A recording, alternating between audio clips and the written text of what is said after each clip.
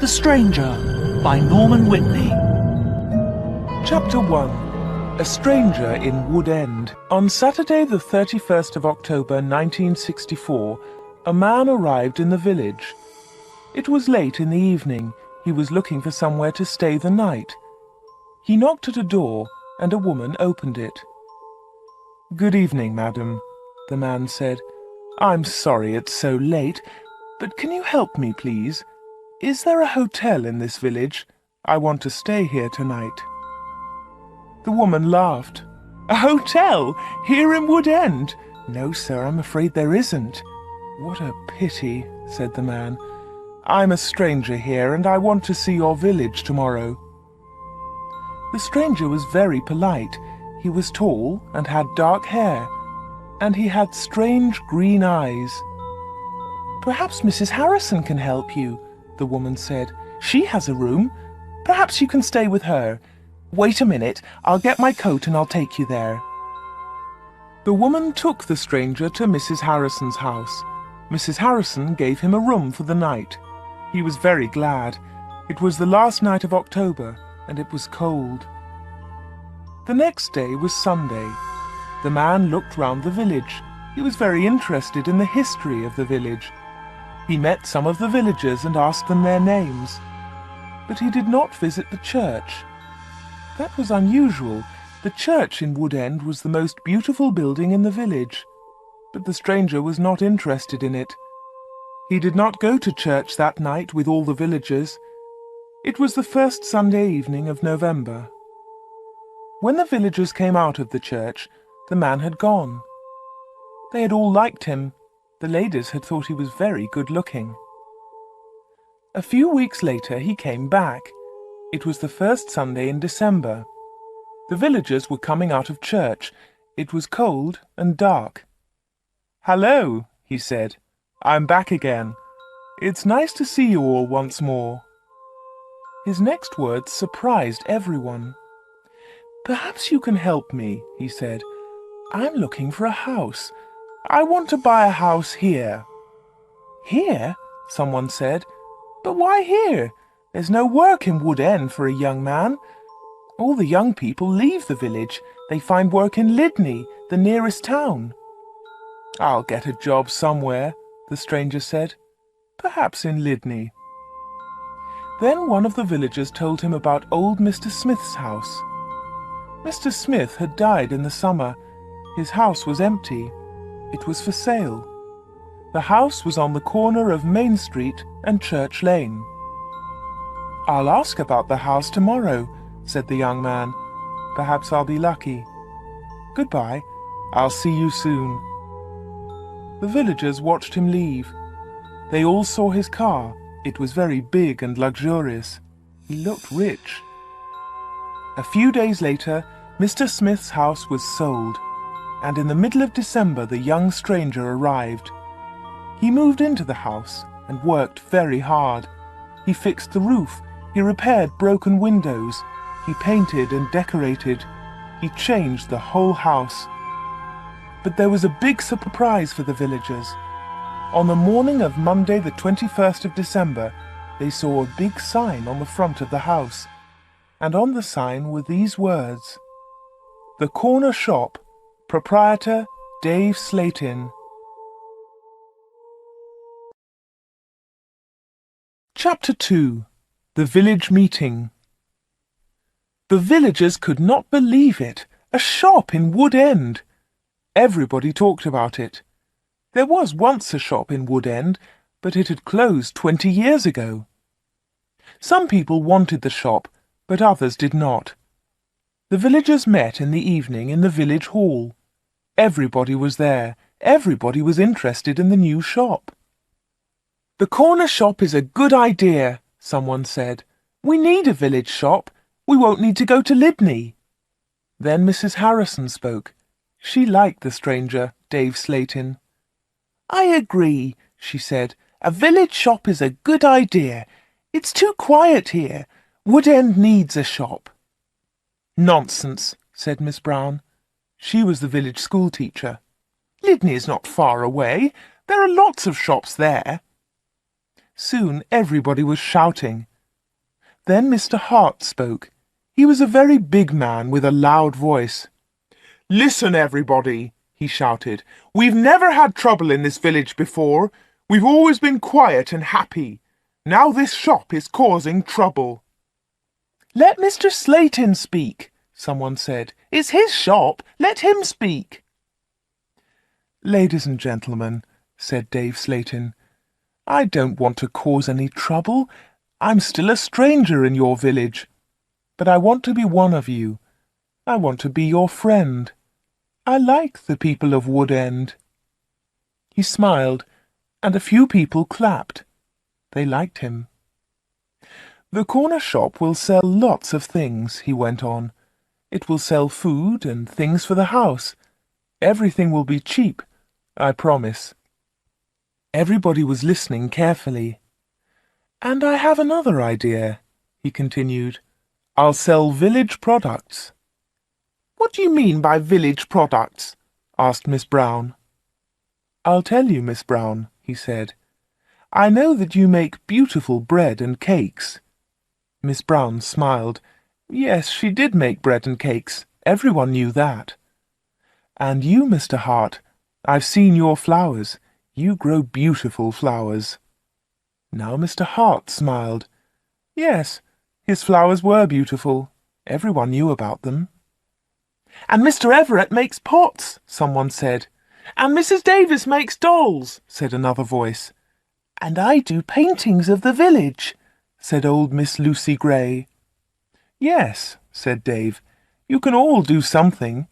You villagers are clever. You make lots of things. We can sell them to the tourists. In the summer, Wood End can make a lot of money." "But what about the money?" said Mr. Hart. "How will you pay us?" "That's a good question," said Dave, "and here's the answer. You'll bring your things to me, and I'll sell them for you. I'll keep some of the profit. You'll have the rest." "What a good idea," said Miss Brown. "Yes, I agree," said Mr. Hart. All the villagers agreed. Everyone in the village was happy with Dave Slayton's plan. The corner shop opened on Monday the 4th of January 1965. Soon the shop was busy, and Dave needed an assistant. The new assistant in the corner shop was Anna. She started work in late January.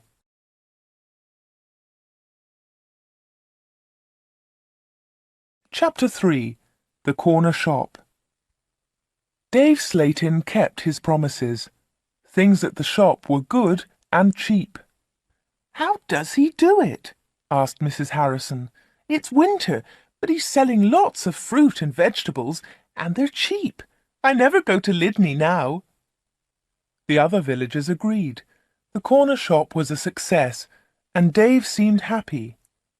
He paid Anna good wages. Sometimes her friend Peter helped at the shop, and Dave gave him money too. Dave advertised in newspapers, and the village products sold well. People from Lydney came to the corner shop. There were lots of visitors, and Wood End became more interesting. The villagers were surprised, but pleased. They were making a lot of money. Dave lived alone in a flat above the shop. He was very popular in the village, but no one ever went to his flat. No one ever saw inside it. At the bottom of the stairs there were 2 doors. One led into the stockroom. The other door had a notice on it. "Special orders only. Keep out." The door was always locked. Anna never went into the special orders room. "Why do you lock that room, Dave?" Anna asked one day. "What's in there?" "It's for special orders," he replied. "Big orders." "But you won't get any big orders in Wood End," said Anna. Dave said nothing. He did not want to talk about that room.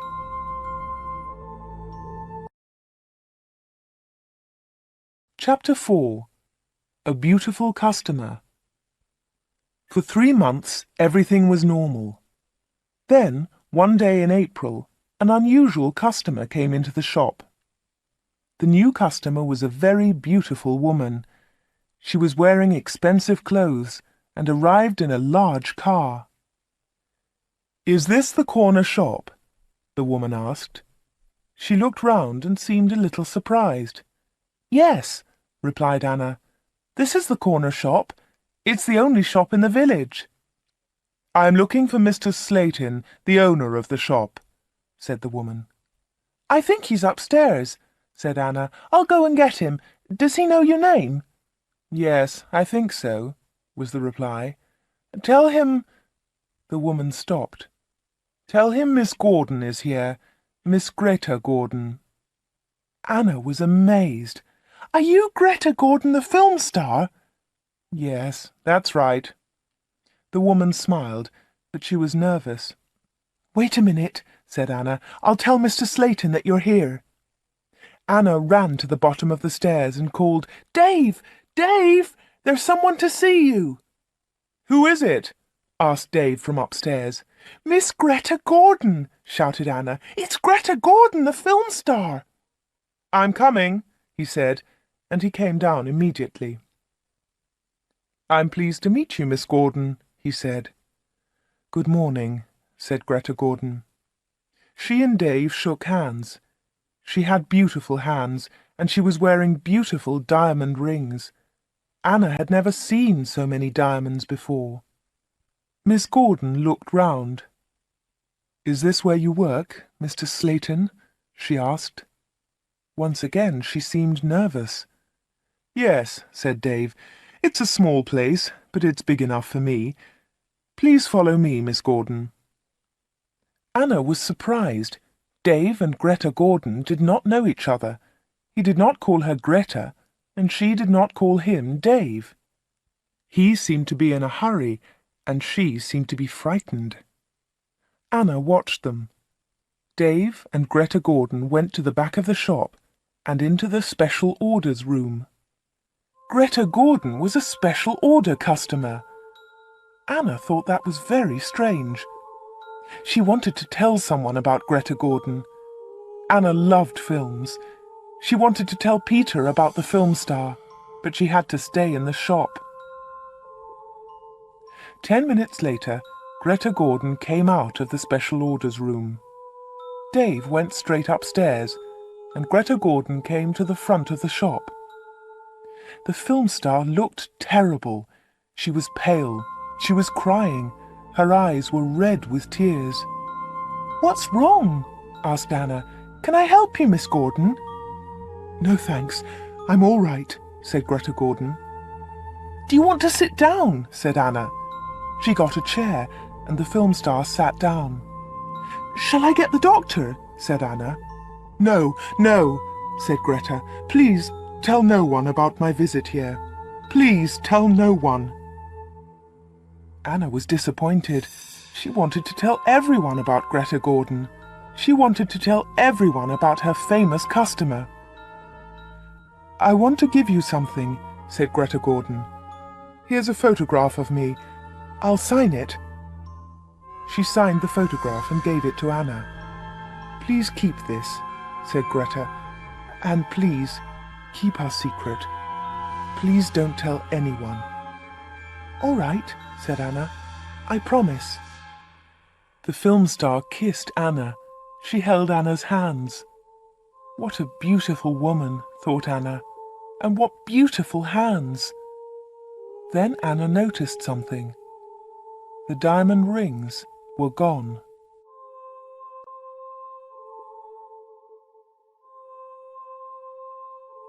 Chapter 5.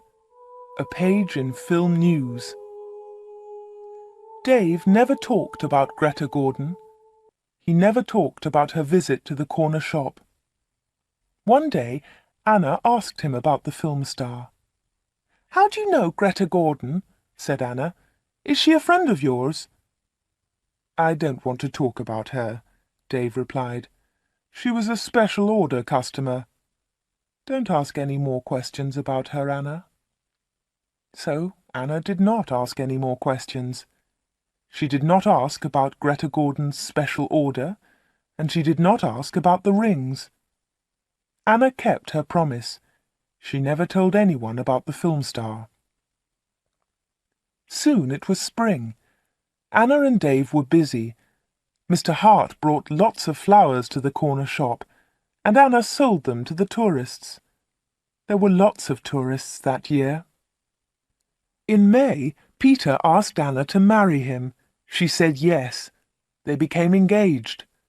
They planned to get married in the following year. Now they needed money, so they worked hard and they saved. They were very much in love. On Saturdays, Peter played football or cricket, and Anna often went to the cinema in Lydney. He enjoyed sports, and she loved watching films. One day, Anna was reading Film News.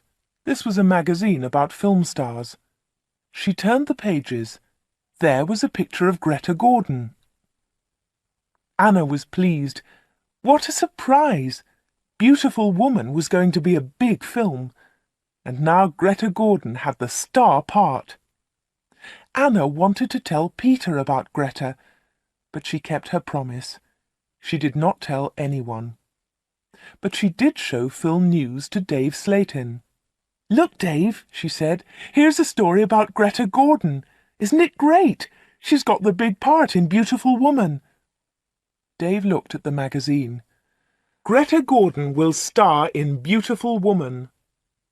The star of Beautiful Woman was Joanna Lee, but Miss Lee has broken her arm. "I don't know what happened," said Miss Lee. "I was in my bedroom. I slipped and fell." Greta Gordon will now be the star of Beautiful Woman. "I'm so lucky," Greta told us yesterday. "I've always wanted the part. I can't believe it." "I don't know anything about films," he said. "Is Greta Gordon a big star?" Anna laughed. "Big star? Yes, she is. She's terrific." Dave didn't seem interested.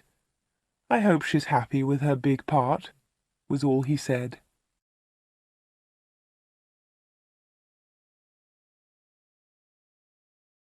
Chapter 6. A Quick Kiss. Summer tourists were arriving in Wood End. The weather was beautiful and the shop was doing well. But Anna was not very happy. She often thought about Greta Gordon's visit. Why had she come to see Dave? What had happened to the diamond rings on her fingers? There was another problem. Anna loved Peter, and she was going to marry him. But she liked Dave too. Dave was older, but she liked him. All the women liked him. But Anna was very close to him all day.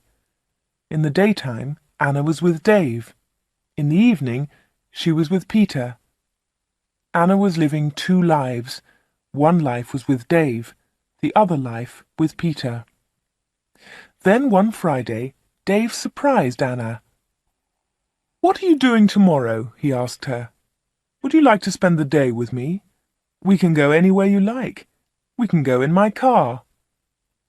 "I'm sorry, Dave," said Anna, "but Peter wouldn't like it." "Don't be silly," said Dave. "We won't go far. I'll close the shop at lunchtime, and we can go to Lydney." Anna wanted to go with Dave, but she was worried about Peter. "Don't worry about Peter," said Dave. "He's always busy on Saturday." Anna thought for a moment. "All right," she said. "You take me to the best cinema and to the best restaurant. Then I'll come with you." "Of course," laughed Dave. "Anything you want, Anna." So the next afternoon, Dave and Anna went together to Lydney. They had a good time. Dave bought Anna a new, expensive dress. Then they went to a cinema and afterwards to a restaurant. Peter played cricket that Saturday. He never knew about Anna's day with Dave. He was playing in another village and returned to Wood End very late. Dave and Anna were also very late. Dave stopped his car near the corner shop. The night was warm. "Thanks, Dave," said Anna. "It was a lovely day." "I enjoyed it too," said Dave. He put his arm round her shoulders and kissed her. It was a quick kiss, but for Anna, it was wonderful.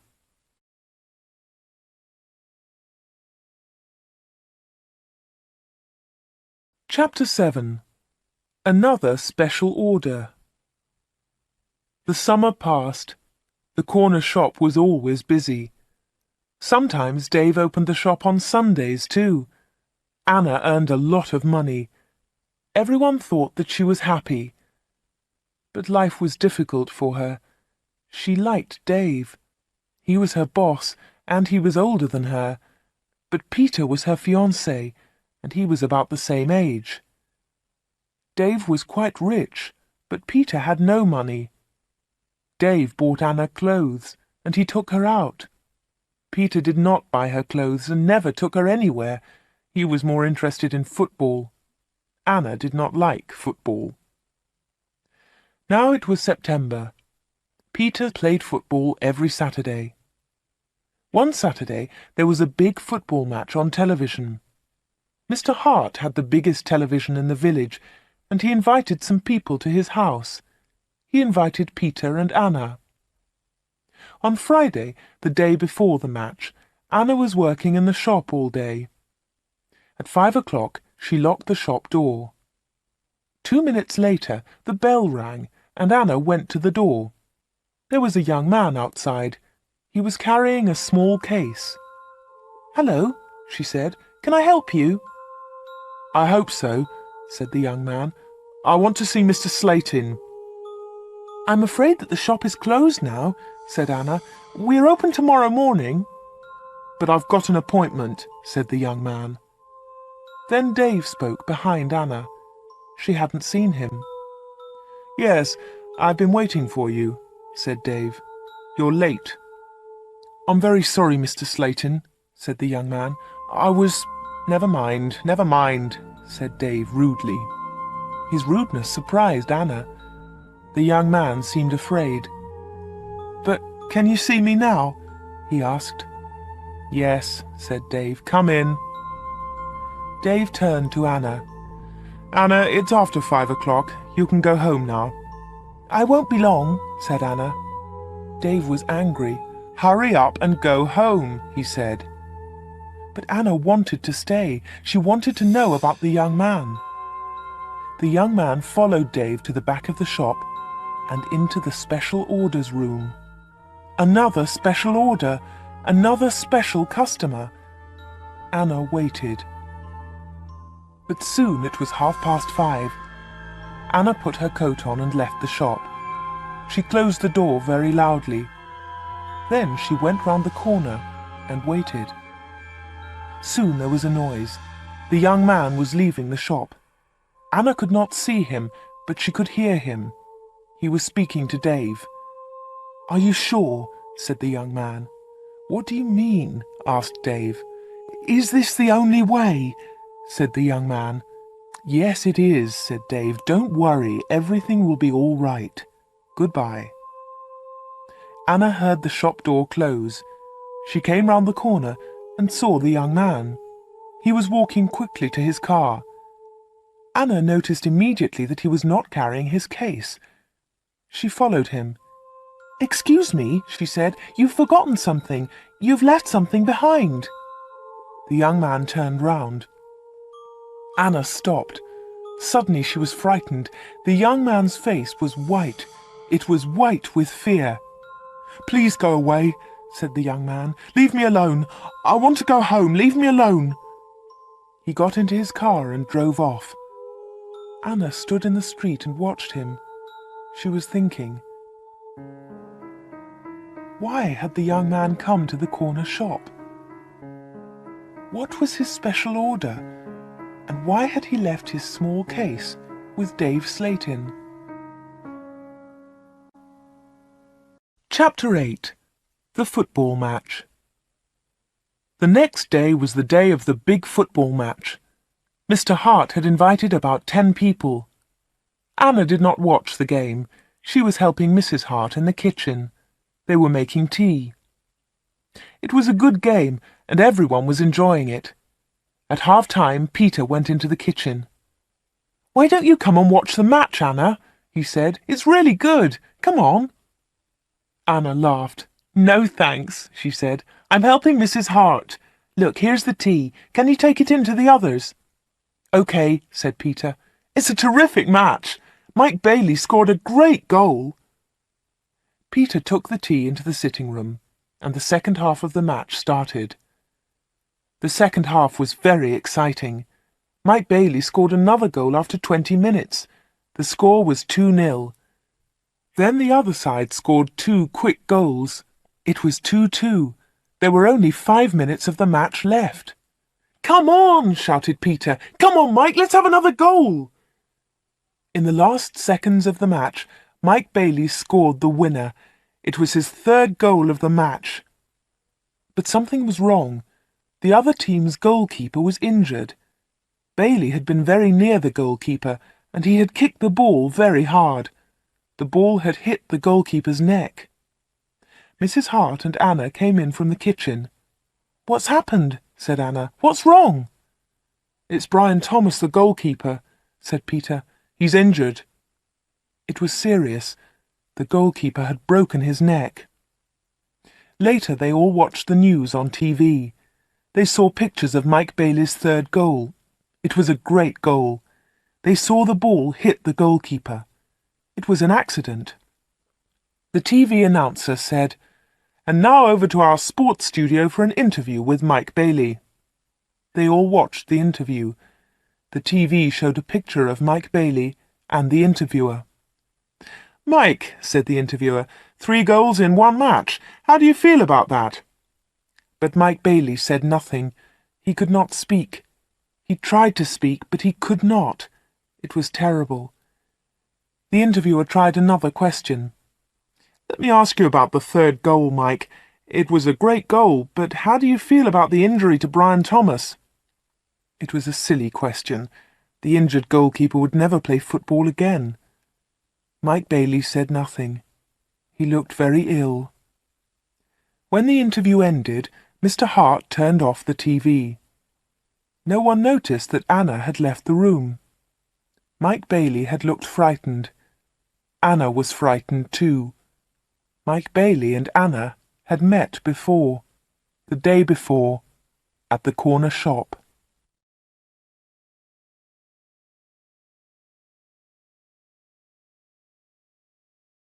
Chapter 9. A Secret Weekend. Anna did not know what to do.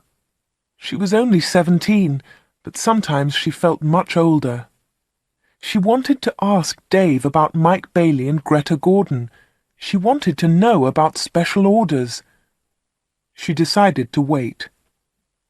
One day, Dave and Anna were alone in the shop. "How's Peter?" asked Dave. "He's fine, thanks," said Anna. Dave smiled. "Is he still playing football?" "Of course he is," said Anna. Dave laughed. "You don't see him very much, do you, Anna?" "I see him 3 or 4 times a week," said Anna. "What about weekends?" Dave asked. Anna replied quickly, "I don't see him much at weekends. He plays football then." "When are you getting married?" asked Dave. "I don't know," she replied. "We haven't decided yet. Perhaps next year." "That's a long time." Dave smiled at Anna. Anna felt afraid. She also felt excited. She didn't know why. "Sometimes you're bored, Anna, aren't you?" said Dave. He looked into her eyes. "Yes," said Anna, "that's true." "Why don't you come away with me for a weekend?" said Dave. "We can go to London." A weekend in London! Anna had only been to London once for a day. Anna was excited, but she was also afraid. "I don't know," she said. "I must think Peter." "Oh, forget him," said Dave. "He'll never know. Come with me and we'll go to the best shops. We'll go to the best cinema. Will you come with me?" Anna said nothing. Suddenly she had an idea. She looked at Dave. "Perhaps I'll come with you," she said. "Good," said Dave. "That's great." "But first," said Anna, I want to ask you something. What do you want to know? He said quietly. I want to know about your special orders. Very clever, said Dave. You're a village girl, but you're very clever, Anna. Village girls aren't stupid, said Anna.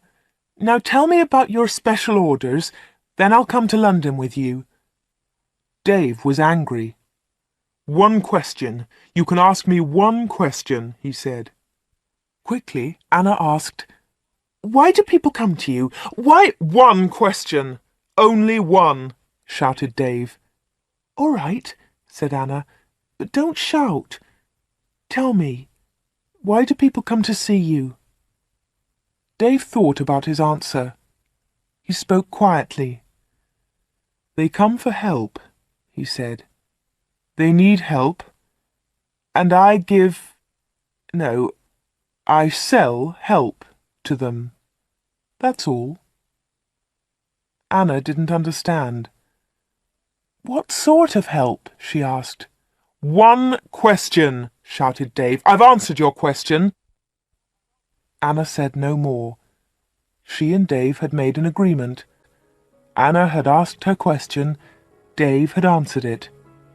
Dave had invited Anna to London for the weekend, and Anna went with him.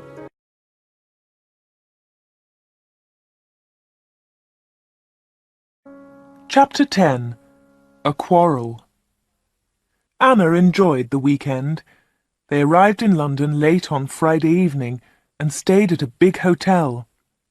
On Saturday they went shopping, and in the evening they went to a cinema. On Sunday they went to a park. They came back to Wood End on Sunday evening. It was the last Sunday in September. On Monday Anna went to the shop. It was not so busy now. Summer was over. Most of the customers were villagers. It was a cold autumn. On Monday evening, Peter came to see Anna. "Hello," said Anna. "Did you win on Saturday?" "No," said Peter. "We didn't win, and I didn't play." Anna was surprised. "You didn't play? Why not? What was wrong?" "I didn't feel very well on Saturday morning. I stayed in Wood End. I was in the village all weekend." Anna's face was red. Her voice was quiet. "Are you feeling better now?" she asked. "No," said Peter, "and you know why." Anna tried to look surprised. "Me?" she said. "Oh, Anna," said Peter, "you know what's wrong. It's you and Dave Slatin." "What do you mean, me and Dave Slatin?" said Anna quickly. "You went away with him on Friday evening. Someone saw you in Dave's car." Anna tried to explain. "Oh, it's nothing," she said. "Dave and I went—" "Shut up," said Peter. "I don't want to know, Anna. Don't talk about it." "But Peter," said Anna. Peter didn't listen. "I know he's got a lot of money. He can take you to places. He's from a big city. I'm a poor village boy, Anna. But you must choose. You must choose between Dave and me. You can't have both of us." "I know that, Peter," said Anna, "and I don't want both of you. But listen, Peter, I want to tell you about Dave. There's something very strange about him." "Dave, Dave, Dave," Peter shouted. "You talk about him all the time. I don't want to hear his name again." Peter turned round and walked out of the room. He left Anna's house. Now Anna was alone. She was very unhappy. She wanted to talk to Peter. She wanted to tell him about Dave. She wanted to tell him about Greta Gordon and about Mike Bailey. But Peter had left her. Chapter 11. Arthur Reisman. It was October. It was cold and wet. Anna was not very busy at the shop. She was very unhappy. She was a different girl. She seemed older. She didn't go out much. She looked ill. Most of the villagers knew that Anna had quarrelled with Peter. They also knew that she had been to London with Dave. But no one was able to help Anna. She did not talk to anyone. Before, she had been a happy, smiling girl. Now she was sad and lonely. She went to the shop every day. She was waiting for another special customer. Anna did not wait long. It was the middle of the month. Anna was alone in the shop. It was almost lunchtime. A middle-aged gentleman came in. He was a big man with a very large moustache. He was well dressed, and he was carrying a large briefcase. "Good morning, miss," he said politely. "Good morning, sir," said Anna. "Can I help you?" Anna was very polite too. She was interested in this man. "I'm looking for Mr. David Slayton," said the man. Anna smiled. "Are you a salesman?" she asked. She knew that he was not a salesman. He didn't look like a salesman, but she wanted to talk to the man.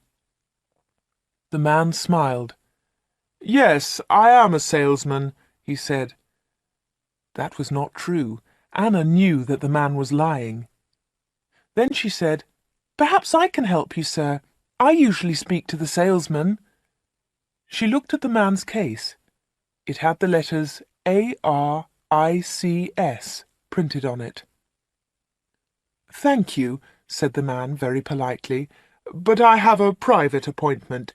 I have come from London, and I must see Mr. Slayton." "I'm sorry," said Anna. "He's very busy at the moment, but I'll tell him you're here. What's your name, please?" The man smiled. "Roberts," he said. "Arthur Roberts." Anna went to the back of the shop. Dave was coming down the stairs. "There's a man in the shop," said Anna. "He wants to speak to you."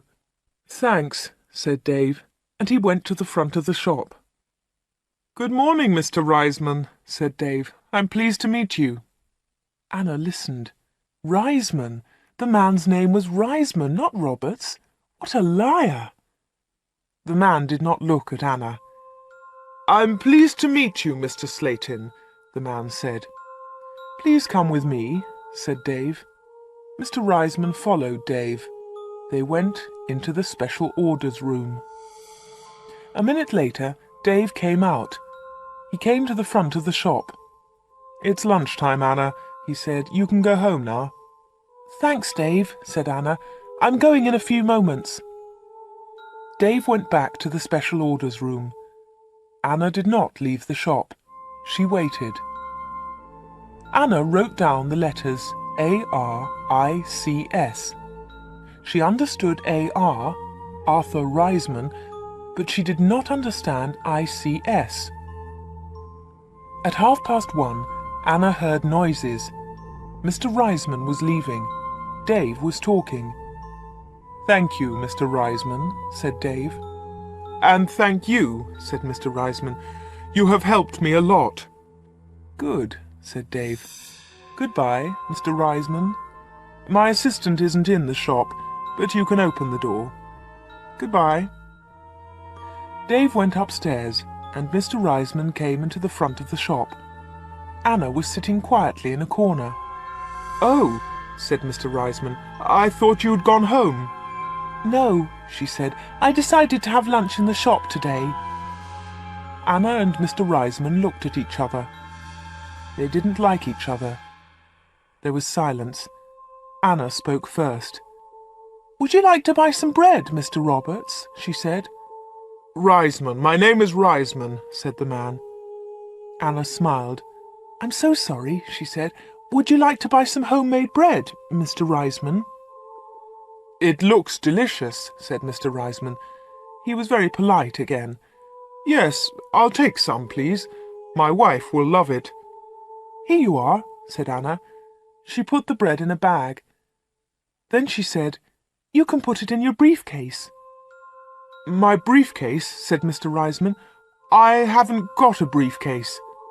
"I think you've forgotten it," she said. "I'll go and get it for you." Anna moved towards the back of the shop. Mr. Reisman stepped in front of her. He held her wrists. He was very strong. "Listen to me," he said. "I don't want that briefcase. Leave it there." "All right," said Anna. "Please let me go. You're hurting me." Mr. Reisman let go of Anna and turned towards the door. He left the shop hurriedly. He hadn't taken his bread with him. Anna watched Mr. Reisman leave. Her hands were still hurting 5 minutes later.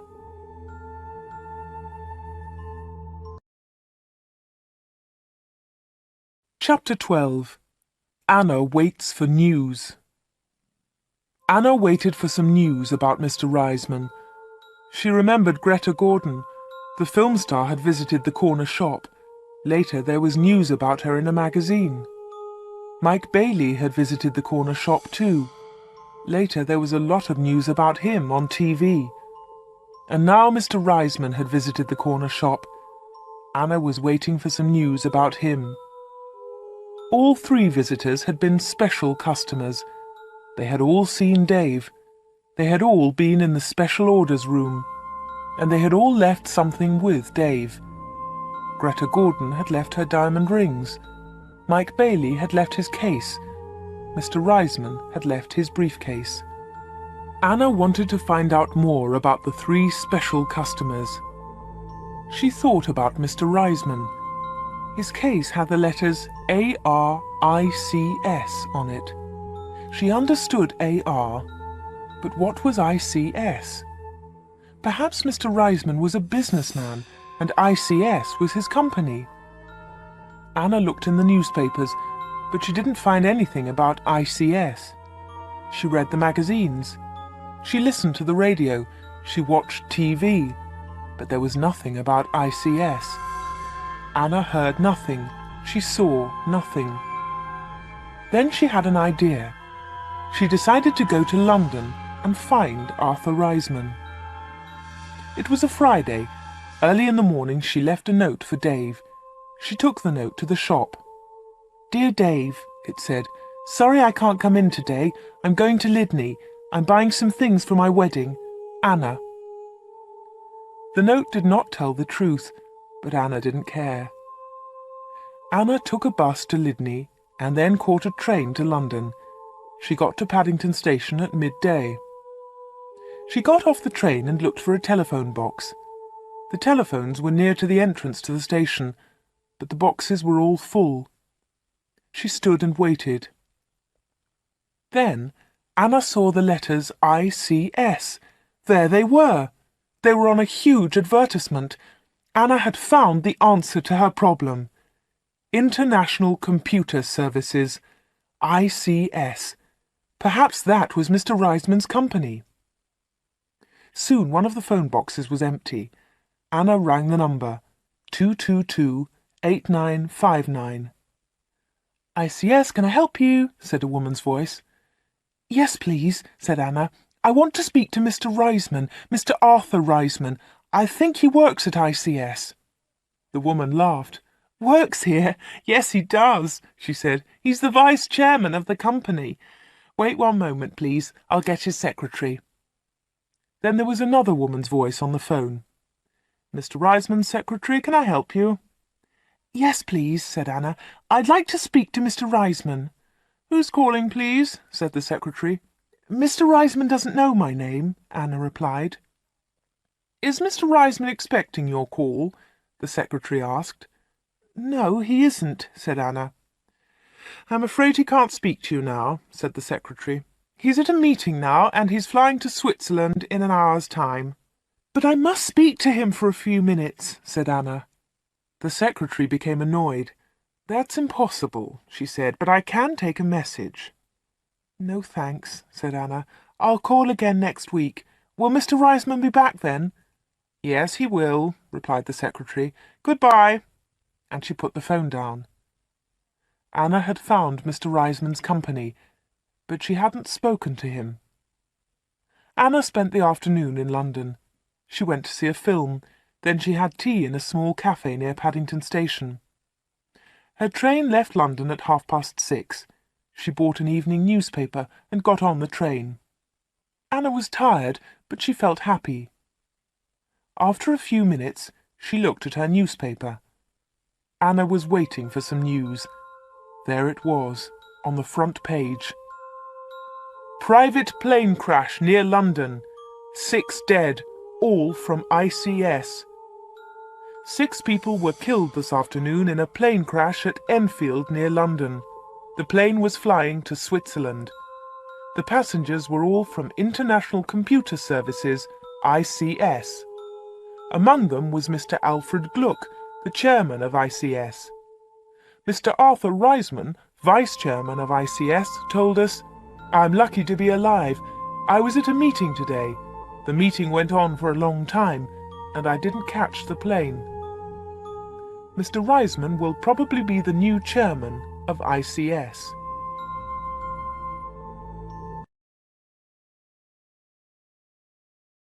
Chapter 13. The Special Orders Room. Anna got home about 10 o'clock. She turned on the radio and listened to the news. The chairman of ICS was dead, and Mr. Reisman was the new chairman. Anna didn't sleep that night. She was thinking about Dave Slayton and the special orders. What were they? What was Dave Slayton doing in that room? On Saturday morning she went to the shop. Dave said nothing to her. He was angry because Anna had not worked on Friday. He didn't ask about her day off, and Anna didn't tell him about it. At 11 o'clock, Dave left the shop. He got in his car and drove off. Anna was alone. This was her chance. She went to the back of the shop and turned the handle of the locked door. But the special orders room was not locked. Dave had forgotten to lock it. Anna opened the door and went into the room. It was a small room, dark and hot. Anna turned on the light, but it was not a very strong light. She looked round the room. There was a small table, 2 old chairs, and a lot of boxes. That was all. Special orders? There were no order books, no papers, no pencils. Anna walked round the table. It was difficult because there were a lot of boxes on the floor. Anna opened one of the boxes and looked inside. She found some old magazines and newspapers. Underneath, there were some dirty old clothes. But underneath the clothes, she discovered some money. Lots of money. British money, French money, American, German. There was money from all over the world.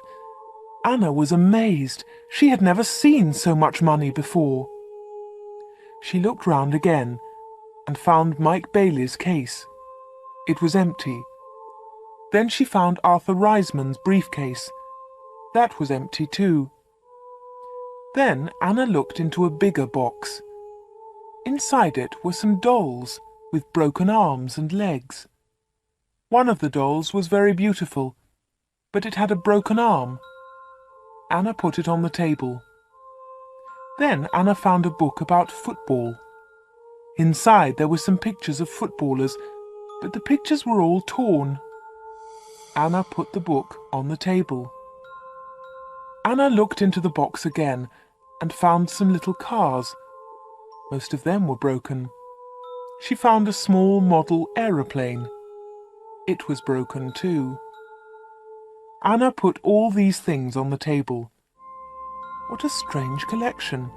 There was the money, the broken doll, the toy cars, the model aeroplane, and there was the football book with the torn pictures. Anna looked at the things on the table. What were they for? Why did Dave Slayton keep them in this locked room? Suddenly Anna jumped. There was a noise behind her. Someone was standing at the door.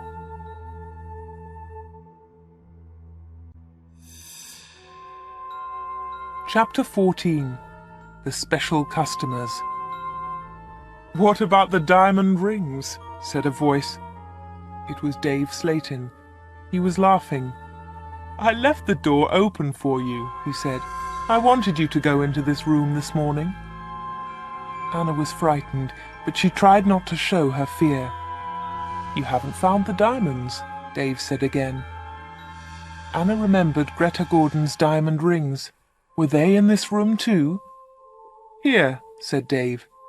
He came into the room and picked up an old box He took out the rings and threw them on the table. "They aren't yours," said Anna. "They belong to Greta Gordon."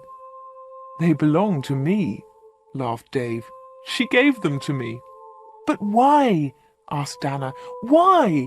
Why did Greta Gordon give you those diamonds? And all this money? Who gave you the money?" "My special customers," said Dave. "My special customers gave me the money. It's mine now." "Mike Bailey and Mr. Reisman gave you all this money?" asked Anna. "Yes," said Dave. "You have seen some of my special customers, not all of them." "But why do they come?" Anna asked again. "These people come to me for help," replied Dave Slayton. "I help them, and they pay me." "But how do you help them?" asked Anna. Dave Slayton picked up the beautiful doll with the broken arm. "Do you remember Joanna Lee?" he asked Anna. Anna thought for a moment. "Joanna Lee?" she said. "Yes, of course I remember her. She's the actress who broke her arm. Greta Gordon got her part." "That's right," said Dave Slayton. "This doll is Joanna Lee." Anna felt more afraid. What kind of man was Dave Slayton? Dave Slayton pointed to a torn photograph in the football book. "Who's that, Anna?" he asked.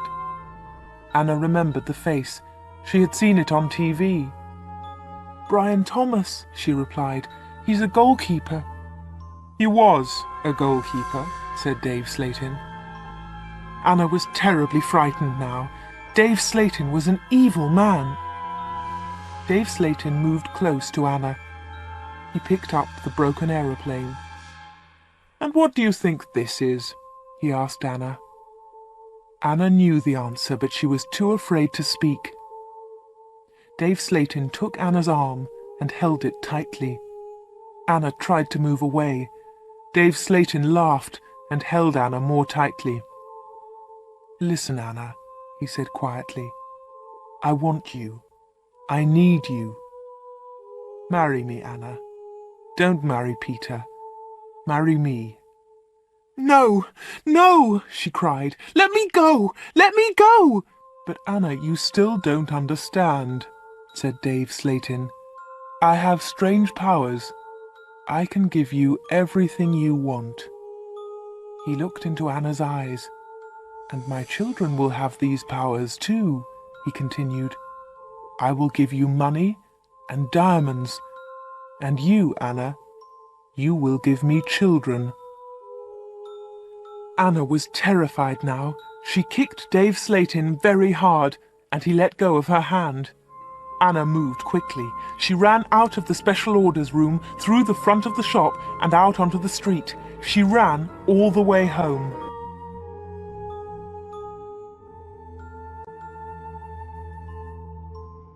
Chapter 15.